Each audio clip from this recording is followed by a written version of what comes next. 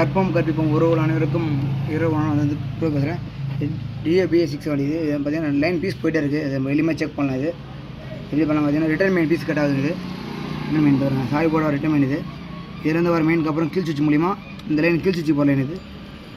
கீழ் சுவிட்ச் போகிற லைனு கீழ் சுவிட்ச் ஒரு லைன் ஈஸியும் போகும். இந்த லைன் பீஸ் போகுது. இந்த லைன் பீஸ் கொடுத்தாலே பீஸ் போகுது. காட்டுமா பீஸ் போட பீஸ் போதுங்க. இது ஆக்சுவலாக இந்த லைன் எங்கே போனால் பால் காலில் போகும், இன்ஜெக்டர் போகும், லைன் போகலாம். நம்ம செக் பண்ணி பார்க்கணும். இது அப்படி நம்ம செக் பண்ணும்போது பார்த்தீங்கன்னா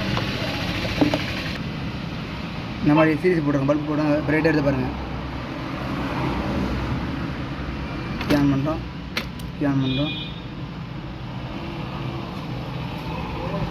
இந்த லைன் ஃபால்ட்டு பார்த்தீங்கன்னா இங்கே தான் ஃபால்ட்டு செக் பண்ணி பாருங்கள். இங்கே காட்டணும். ரெண்டுத்தையும் காட்டணும். ரெண்டுக்கும் காட்டணும்.